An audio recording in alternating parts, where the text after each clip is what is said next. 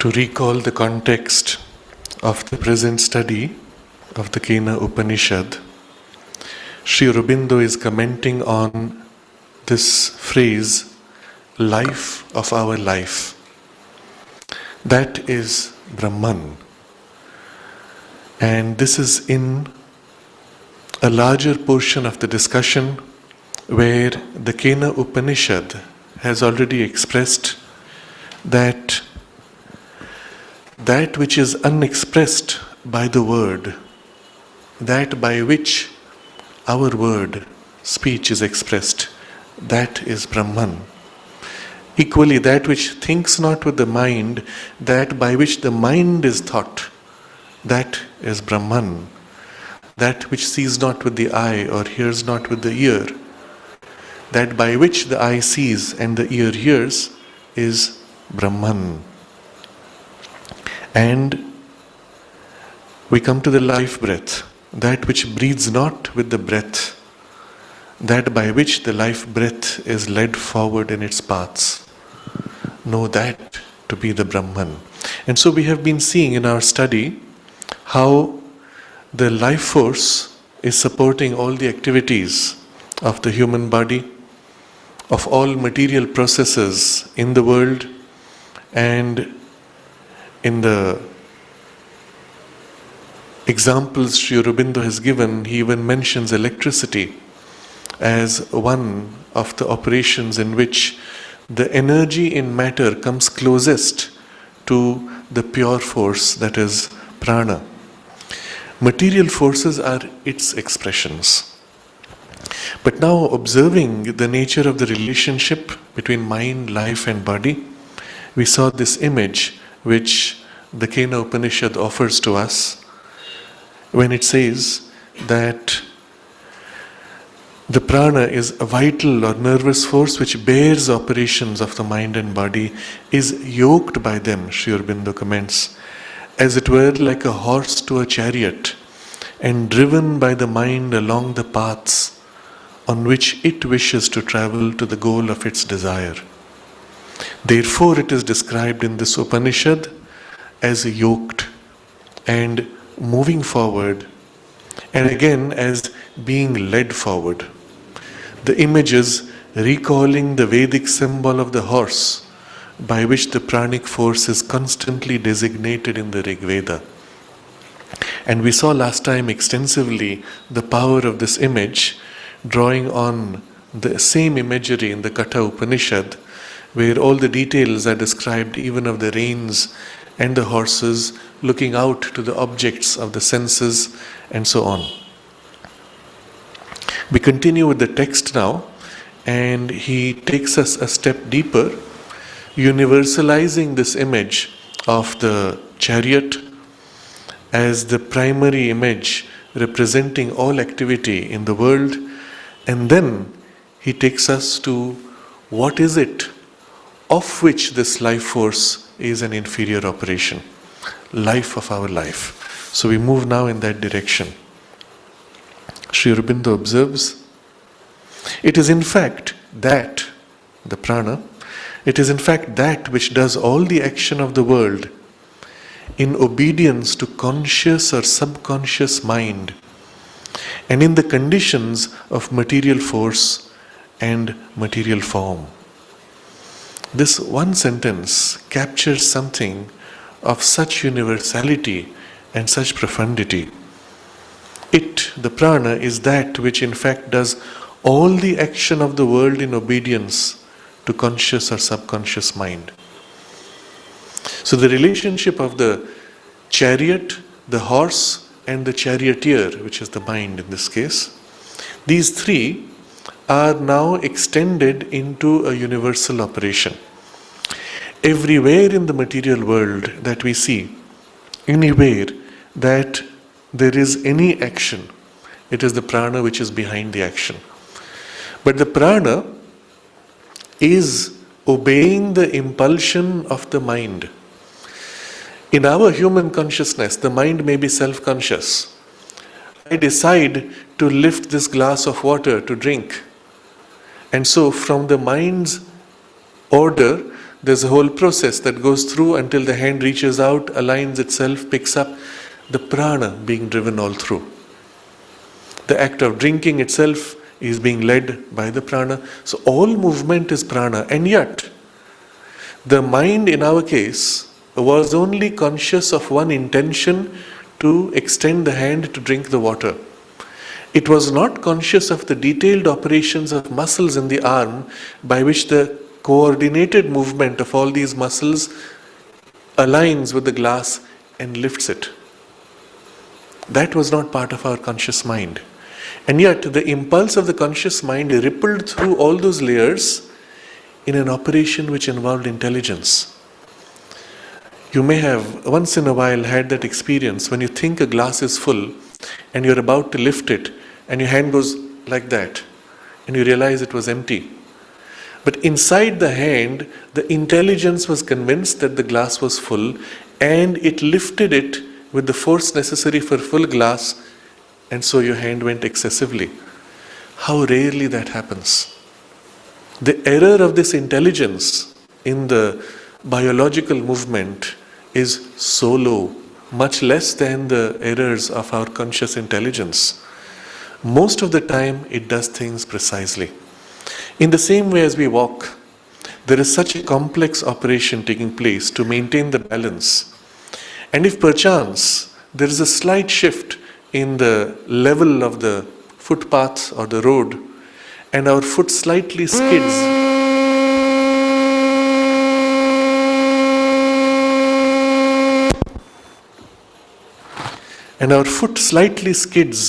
as it moves, the balance is lost. Immediately there are corrective movements, complex movements involving so many operations and harmonies of the limbs to bring us back. And if at that time we are busy in a conversation, the conscious mind is involved in conversation, we hardly notice that our foot slipped or tripped and we have regained our balance. All of that is happening with an extraordinary intelligence.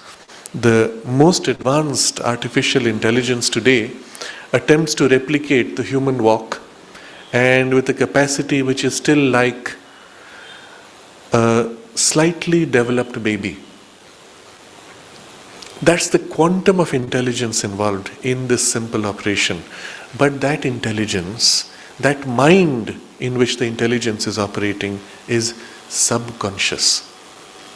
And so everywhere in the universe, it is always the mind which leads the life force. But the mind may be conscious or subconscious. In the largest part of the universe and its operations, the mind is subconscious. And as it approaches the level of the atom or the molecular movement, that mind approaches the inconscient. In the subconscious, there is still an awareness, not self-aware. But the inconscient is where the awareness itself seems to fade out. It seems as if there is no awareness. But Sri Aurobindo observes that even there, the awareness may not be obvious of things outside it, but it may still be aware internally to itself, as if lost in the stupor of a trance. But there is still mind. And it is that mind which holds together the rhythms of the energy by which the atom is formed, and then the sequences and processes of its joining with other atoms to form molecules. What holds it all together is an extraordinary intelligence, subconscious, even inconscient, but still mind. So he says, it is in fact that prana which does all the action of the world in obedience to conscious or subconscious mind, and in the conditions of material force and material form. So this prana is operating here in substance, conditions of material force and material form. What we have called substance, we have seen this before in this discussion, is nothing but operation of force by the 5 modifications. But the force itself is material, as if lost to its own awareness. And from that movement of force repeating, there is the appearance of material form. like foam of the ocean, bubbles forming out of the water. And these are the subatomic particles forming together to create the appearance of stable matter. It is in this domain of such material force and form that this prana now acts in obedience to mind and subconscious mind. And so the image of the chariot is replicated now in all material processes of force. Everywhere it is the mind which leads, which chooses, the life force follows and pulls with it the chariot and the charioteer of the mind. If we look at all the operations of nature, subconscious mind, but universally operating. And so we are tempted now to recognize that this subconscious mind is everywhere in the universe equally operative. And therefore, we realize the commonality of the so-called laws and processes of nature across the universe. This subconscious universal mind operating on universal life, universal force in the material domain and driving prana, life energy, through these substances is the nature of the material world. And as we have seen, there is a conscious mind in us, but there is a superconscious mind, which is the divine mind, mind of our mind. That forms this mind and works this mind. So too, this life force has its equivalent in that, which we will come to shortly. And so too, this substance of physical appearance of matter has its equivalent in that, to which we will now come. And Sri Aurobindo points straight there. While the mind is that movement of nature in us, which represents in the mold of our material and phenomenal existence, and within the triple term of ignorance, the knowledge aspect of the Brahman, the consciousness of the knower, and body is that which similarly represents the being of the existent in the mask of phenomenally divisible substance. So, prana or life energy represents in the flux of phenomenal things the force, the active dynamism of the Lord, who controls and enjoys the manifestation of His own being. It is a universal energy present in every atom and particle of the universe and active in every stirring and current of the constant flux and interchange which constitutes the world. So having said this, how these three are representative of something of the Lord, there's a footnote. The three here, in the physical world, the three are the reverse aspects of Chit, Sat and Chit Tapas, of the highest Sachidananda. Now, this is a long sentence and with many subordinate ideas, and we need to dwell upon each of them. He has straight away connected the three aspects of the material life to the three aspects of the Sachidananda. The aspect of mind, knowledge, awareness on one side, the aspect of the existence of matter, and the aspect of life energy. These are connected to the consciousness of the Sachidananda, the Lord, the Sat, the existence of the Lord, and the Chit Tapas, the energy of concentration by which He manifests from the Sachidananda. Now these three correspond in reverse order to those three, because there the Sat, the existence, sheer existence of the divine is first. In the opposite extreme, at the lowest end, is the sheer existence of the materiality, imitating the absolute existence of the self, here in a domain of divided consciousness, of fragmented pieces. The existence in matter is not really self-existent.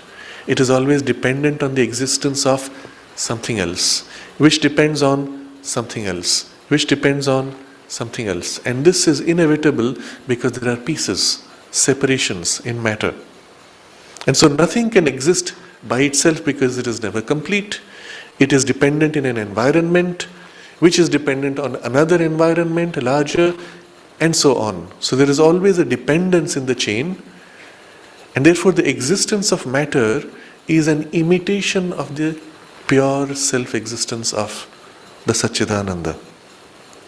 So he says here, the body is that which similarly represents the being of the existent in the mask of phenomenally divisible substance.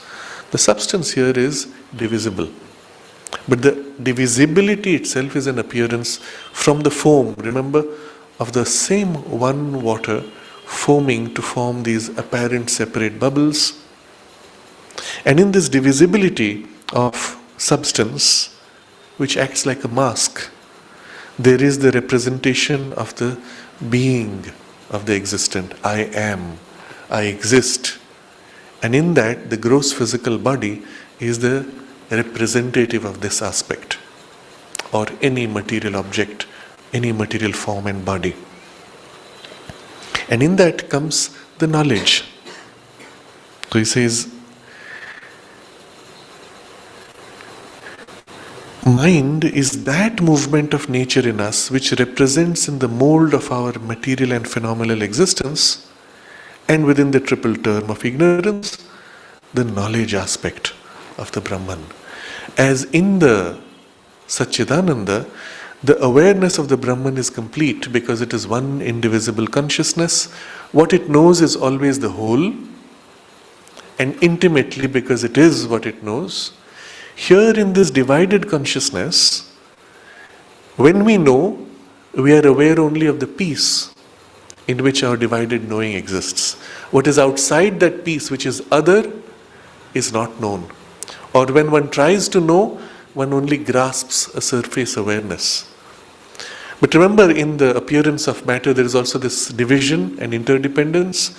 So my knowledge of this piece is never complete unless I know its relationship with the other pieces on whom it is dependent, which is never complete because that knowledge depends on other things on which it is dependent, and the full complexity of the interdependences is so great that my mind, which is itself now a piece, is unable to know. And so there is always this ignorance, incapacity, and failure and error. But still, the mind is the representation of that power in the fragmented, divided consciousness. And finally, in the same manner, he says, so prana, or life energy, represents in the flux of phenomenal things the force, the active dynamics of the Lord. But remember, it represents, it is not that. It is as if a reflection of that. And what is the domain?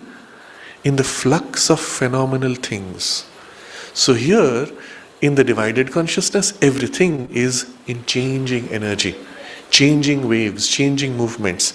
And in that, the prana is representing that force, that energy, moving through these changing appearances. So the prana itself has the character of a changing, disturbed, restless energy, fragmented, and therefore when fragmented, when it acts, it always finds itself in collision with another piece of energy against which it has to act, and the two are further operated upon by another piece of energy which acts on them, which are operated upon by another piece and a whole complex chain of pieces. And therefore, any effort of the energy here is hampered. It is always opposed. It is always deflected, always modified, and eventually fails. Now, all of these characteristics of insufficiency and failure are inevitable in a consciousness which is divided. And so, in this lower triple domain, those three are represented in this way. But what is the nature of this domain? He captures this idea in a very simple statement. While the mind is that movement of nature in us which represents in the mold of our material and phenomenal existence, and within the triple terms of the ignorance. So the mold of our material and phenomenal existence and the triple term of ignorance. This is how he describes this domain in which we experience our individuality. So first he uses this term mold of our material and phenomenal existence. So this existence which we feel ourselves to be, I am so and so, I do this kind of work, I am now trying to do that kind of work, and this is me. I think this is all that I am. But in reality, it is only a phenomenal existence, a surface phenomenon caused by something else which is real, of which this is almost like a phenomenal representation through waves and modifications of itself. In the analogy we may draw, the ocean itself on the surface has ripples. Ripples combine, create patterns, and the patterns themselves give the appearance of a separate object. The patterns themselves modify the play of light and break it, the pure white light, into colors of the rainbow. But is that rainbow separately existent ever? Not. Are those forms separately existent? Not. Everything is phenomenon of the play of the ocean surface, which is one.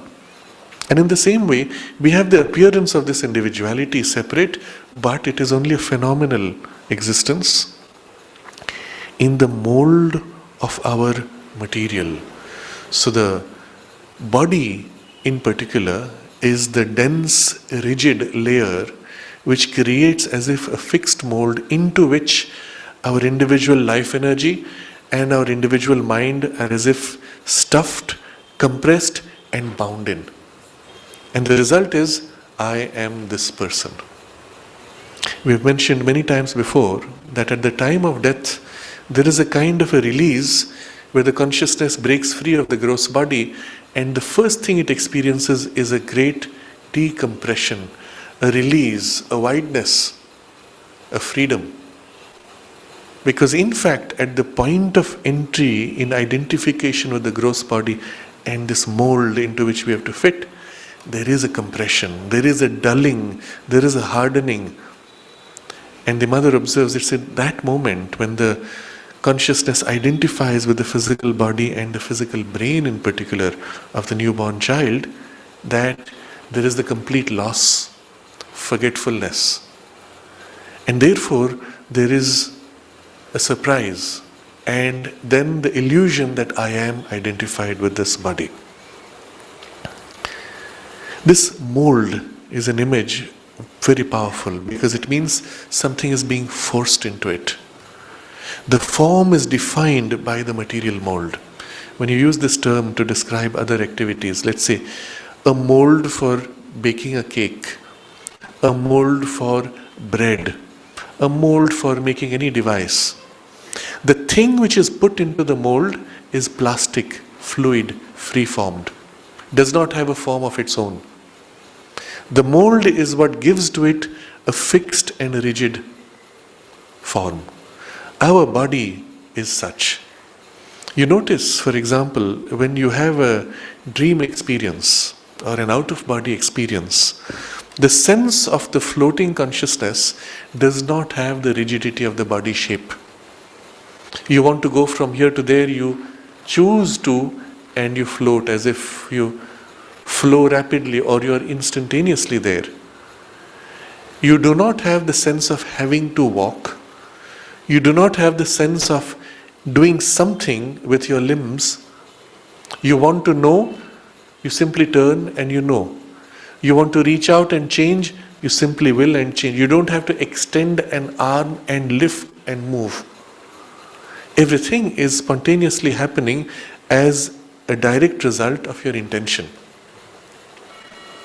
The experience of having limbs and being dependent on their incapacities is very specific to being plugged in and stuck in the mold of this body.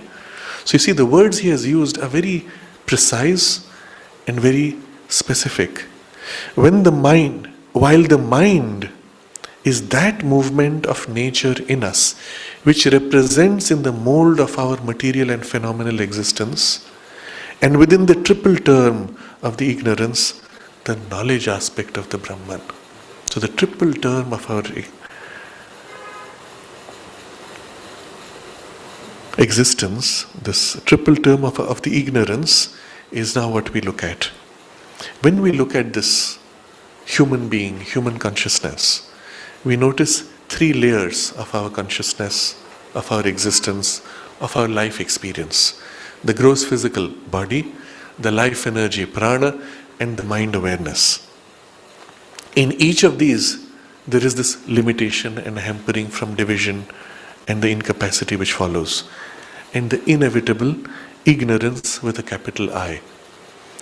The ignorance with a capital I in the Upanishad is a very specific usage, the consciousness of unity versus the consciousness of division is described as the knowledge and the ignorance. And in the Upanishadic sense, ignorance is the sense of division in multiplicity, which leads to all these consequences when you are bound in it. The knowledge of the multiplicity is important. It is what allows an experience of multiple forms and this rich and beautiful and complex world. So to be able to experience division is a great delight even. And that's why the soul chooses to enter this domain. But if entering the division one loses the unity, then suddenly we are now lost, fragmented, incapable. In the extreme, it takes the form of not knowing, not having the capacity to, and unable to enjoy. And as a result, even your existence is fragile and insecure. This condition is the condition of our ignorant consciousness, avidya. If into this fragmented world experience we could retain the continuity of the awareness of the oneness, then we would be able to enjoy truly, not experience the incapacity and the failure of our knowledge or energy. And so it is this which the Isha Upanishad teaches us, that by the avidya you cross over the border of death. By vidya, the knowledge of oneness, you attain to immortality. So here in the domain of fragmented consciousness, you grow and you cross over these limitations. The experience of growth is possible here because there is a fragmentation. If there was not fragmentation, there would not be possibility of growth and learning and so on. So we recognize the principle of both, the need for the alignment of both, for the oneness of the consciousness to manifest and to take charge. And this is what the Kena is pointing towards. Not this, but that, of which this is an expression. So, this is the triple term of the ignorance, which in the Veda also we have this image of the human being bound with three cords. You find similarly even in the Greek mythology a similar symbol. But the three cords represent here the three cords of ignorance on these three levels. So in the movement of nature, those three are as if represented and captured. So that's another important idea when he says, while the mind is that movement of nature in us, which represents. Why is he speaking of that movement of nature, and nature with a capital N? And that's because we find this image very powerfully represented in Savitri, where he discusses how nature, here in a fallen condition in ignorance, it represents lower nature, Prakriti, she turns up with a distant memory of her divine origins. And she yearns for that, but she's not conscious of what she is yearning. In her higher parts, perhaps, she dreams of those higher possibilities. But even her dreams are constructed in this yearning, as if a faint memory evoking now forms. And what she remembers or senses of the higher possibilities, she tries to recreate them here in the forms of the world. So here comes a very interesting idea. Everything created by nature, by life in this world, in matter, is actually a representation of something which exists already up there in the higher spheres. In the domain of immortality, where all is perfect, beautiful, complete. Here in the domain of mortality and insufficiency, nature tries to recreate. Now we notice this struggle we all have in our life. Taking first an example which is more extreme, an artist conceives of an image so perfect in his imagination, and then struggles to actualize it in the substance of his material. In the inner sight, one can see images of colors which are so glowing and beautiful, but when you look at the paints spread that you have, nothing can capture that. And so you struggle to create something. In your mind's eye, you can visualize a translucency, a transparency, and even a glow of light from within the object or the painting, perfectly constructed. And here, my material cannot capture that. I remember vividly in my experience as a child, I had a dream in which I was seeing somebody with a dress which had a rich violet color, and somehow at that point there was a sound. As I was noticing this color, I woke up. And because there was continuity of consciousness, I actually saw the colors dulling, graying, fading out to the waking consciousness of the body. And the full continuity was in the memory, and what remained was a grey, like a husk, barren imprint of a memory of that rich violet. But because the continuity was there, I could recall what it was like. And even as I was remembering it, I could feel it fading, escaping. The actual vividness of that bright color was not possible to the biologically embedded mental consciousness. Even the memory of it had to fade, because it doesn't belong to this domain. It's so dull and limiting. But the continuity was extraordinary, and many of us may have had such experiences. If we don't retain the continuity on waking up, at best you have a vague memory. And if you are asked a question, did you dream in color? Most people are not sure.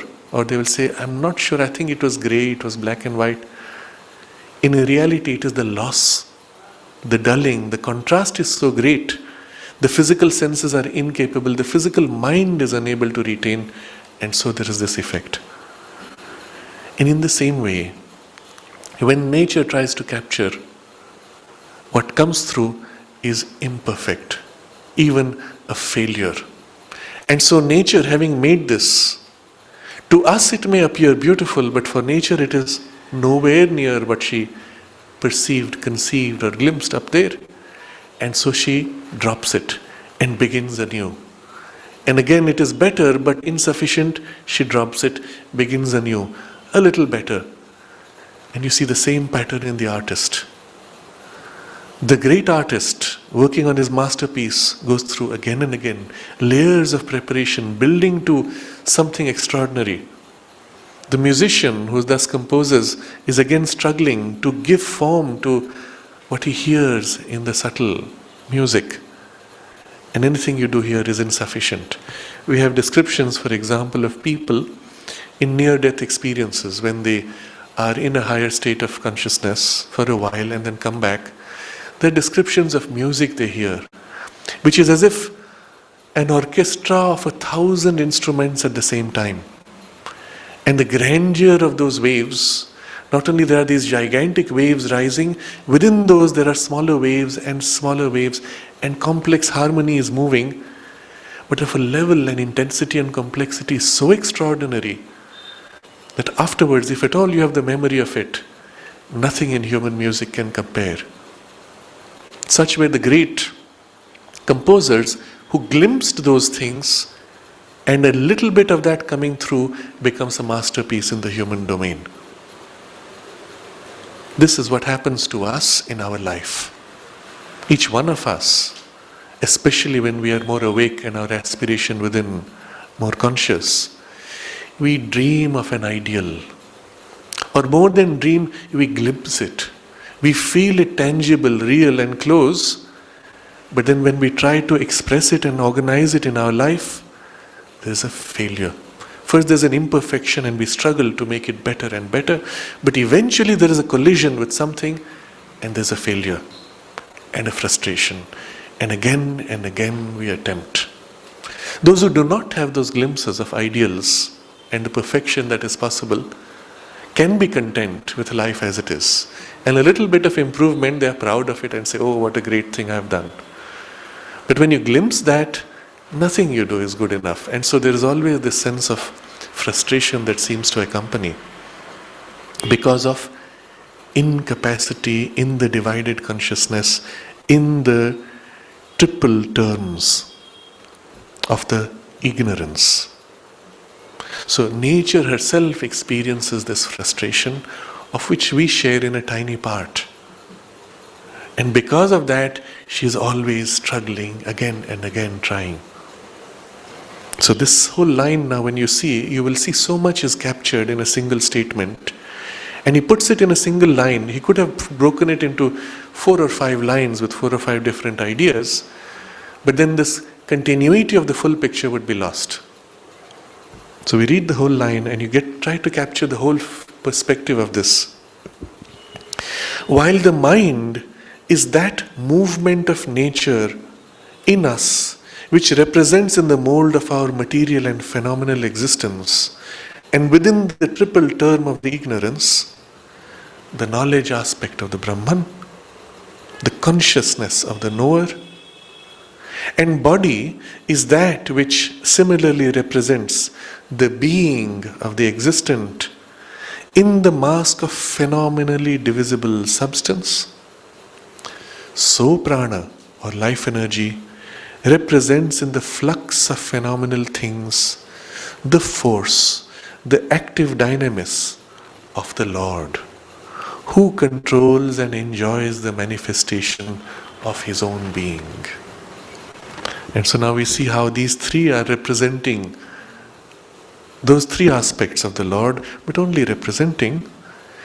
The life energy here represents the active dynamis of the Lord, who controls and enjoys the manifestation of his own being. And this brings us to the nature of that reality and its experience. The Lord is manifesting what? The only thing he can manifest is himself.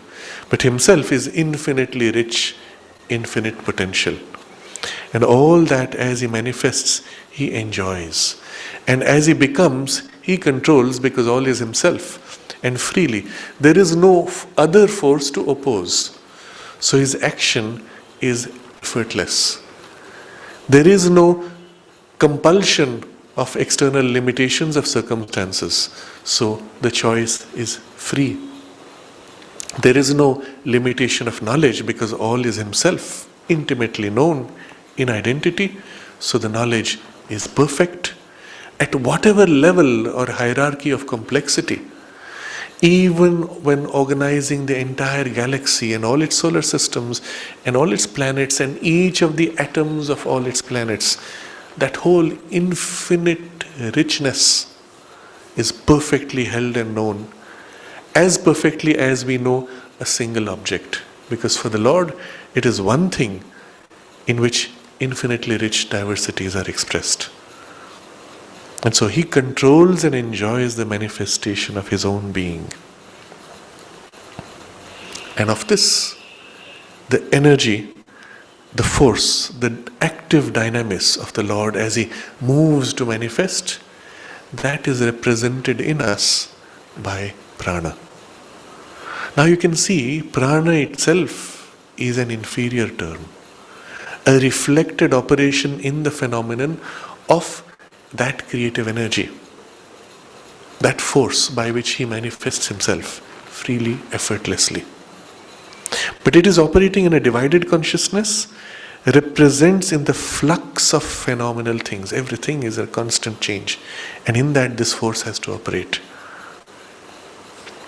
It is a universal energy, the prana, present in every atom and particle of the universe, and active in every stirring and current of the constant flux and interchange which constitutes the world.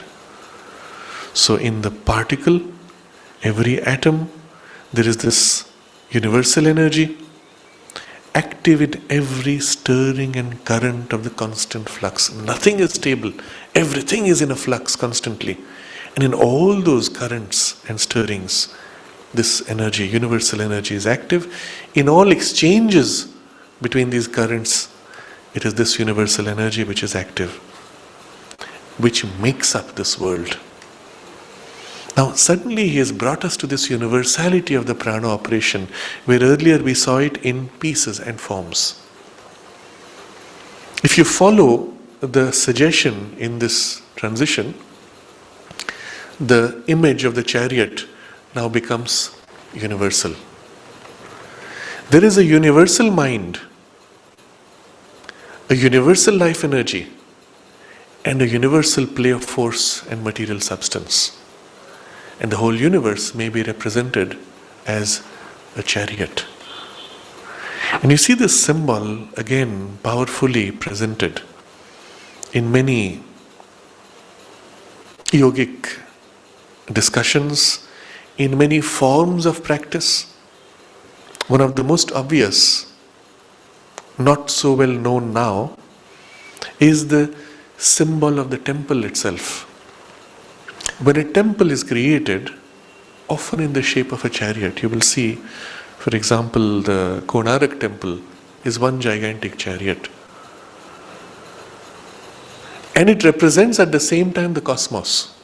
So all the different significant aspects of the cosmos are represented here in the form of the temple.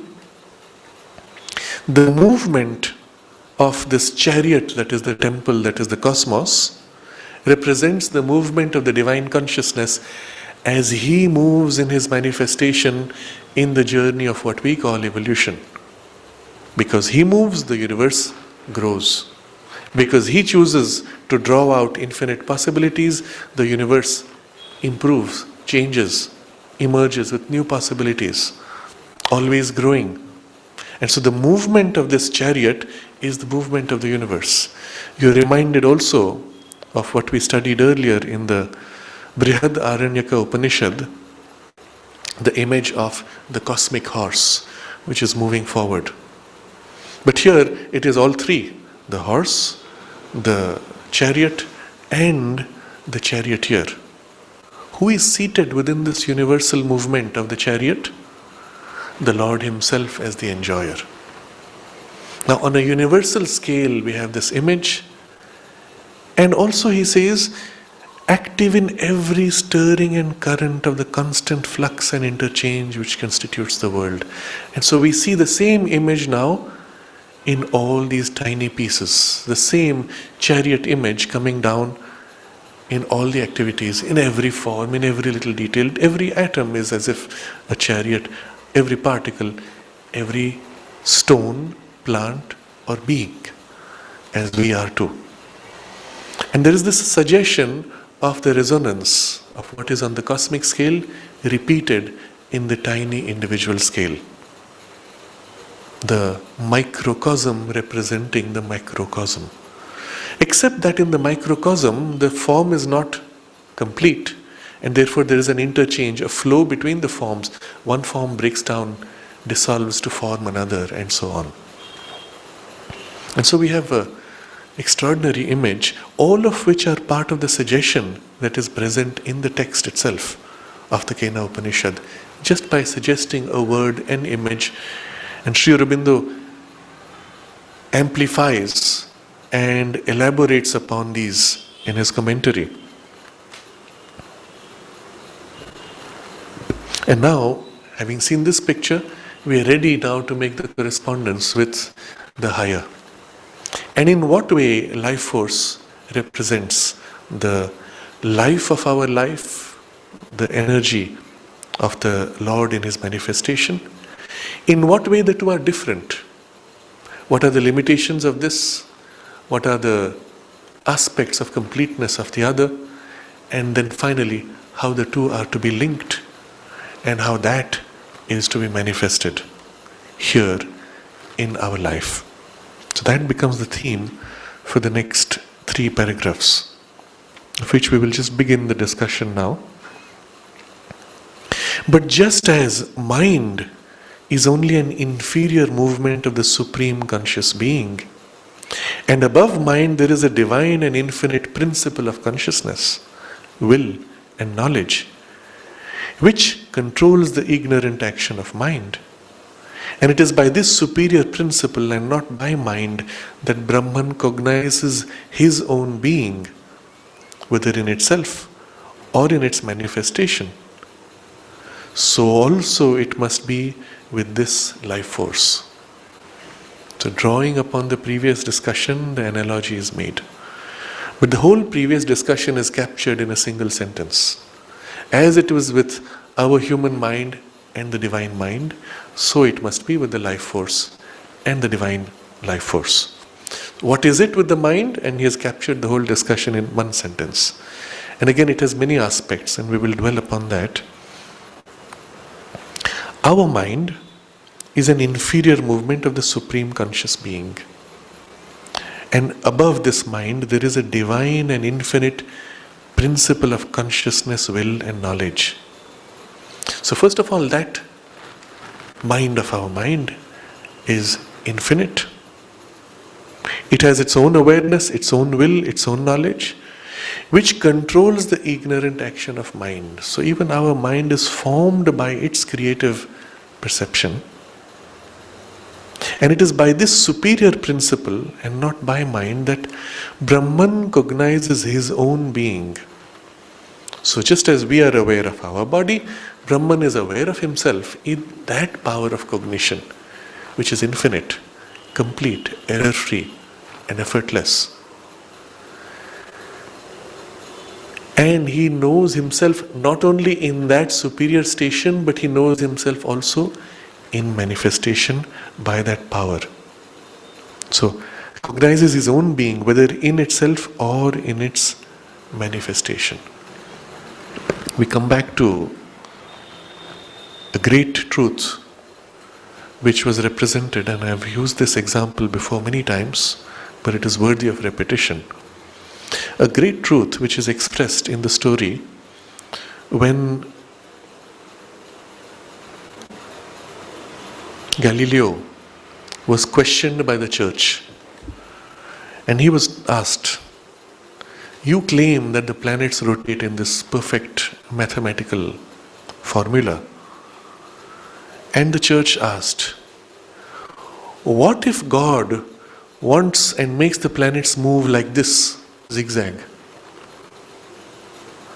And Galileo said, "Then God would make our mind capable of understanding this zigzag." See, in that one statement, there is a profound suggestion that our mind, being itself, he didn't think of it that way, but implied in his intuition is this idea. Our mind being a part of an expression of the divine mind, the way the divine conceives of himself and his manifestation, we should be able to participate in that, even if in part, even in fragment, even with limitation, we should be able to see it and know and understand. Although our understanding may be reductionist, but still it should make sense to us, because our mind shares in that great mind. Not only that, the divine could conceive of the planets going zigzag.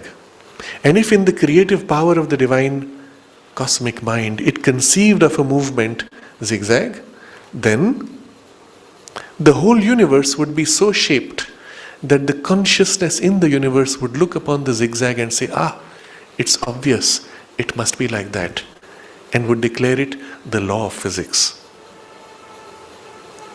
You see, When we look at the planets moving in this elliptical orbit, we understand the relationships of forces and we say, oh yes, it's obvious, it has to move like this, it cannot be otherwise. But if the universe had been so cast that they would move zigzag, we would look upon it and all the forces being exactly, perfectly aligned in the creative conception of the divine, we here in our fragmented consciousness would see that perfect arrangement of forces and say, this is the law of physics. There is no other law than the conscious, free, creative choice of the divine, the way he conceives himself to be in the manifestation. That becomes for us obvious and law. In fact, because the divine is infinitely free in his potential and wants to manifest that infinite freedom, there will be somewhere in the universe, somewhere in space and time, an occasion when he will play out even that movement of the zigzag. But within perfect harmony with all the rest of the universe, never breaking that harmony. And so it may be on my computer screen that I create a solar system where the laws are different, where the planets move zigzag. And that is still part of his conception of how within the larger framework of unity and harmony, other variations are possible and creations. And so in his creativity, everything being existent in the manifestation sometime or other, to some degree or other, it finds its place. But if not in the material world, in the domains of the mental worlds, and there is an infinity of them in the mental consciousness, we could conceive of a universe where things are zigzag, and we could, in a conscious entry in that world, experience those worlds. And there is an infinity. Anything you can conceive exists in the mental domain, not always in the physical, at least not completely.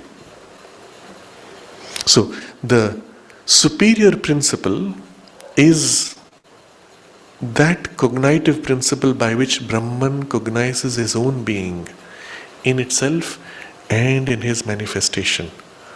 By that cognitive power, he conceives also of our form and our emergent mind. By that cognitive power, our mind itself moves. Recall the description, and it's worthwhile reconnecting to that. The question asked by the Cana, the very first, by whom missioned falls the mind shot to its mark? When I decide to know this, how does my mind get from here to there? There has to be something implicit in the mind itself by which the there must be known, and the means to go from here to there must be known, and the ability to go from here to there must be held. Isn't it? Otherwise it would not be possible. You see an ant, when it's looking for food, it goes zigzag, crisscrossing its own path so many times, unknowing of where the food is. But the moment it knows it has caught the food, it comes straight back to its home. Because somewhere in its subconscious mind, the location of its home is perfectly known, even as it is looking for food that it doesn't know. And so when it finds it, it knows the way straight back. But it is that subconscious to us, subliminal knowledge by which our mind chooses to know something and goes straight to that.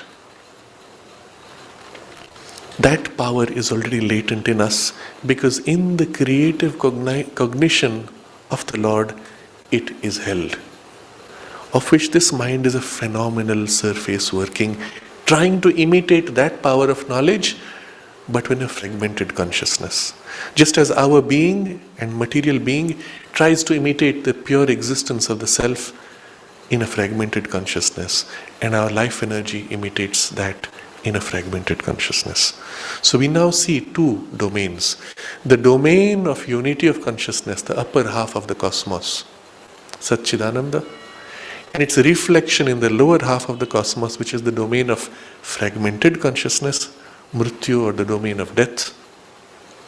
And the truth, reality of the upper half is reflected in the lower half.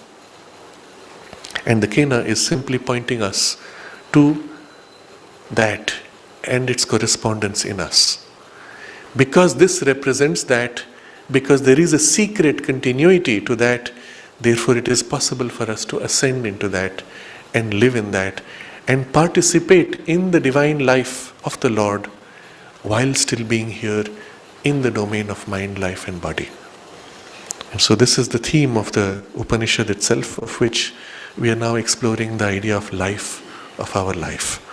We'll continue this text next Sunday.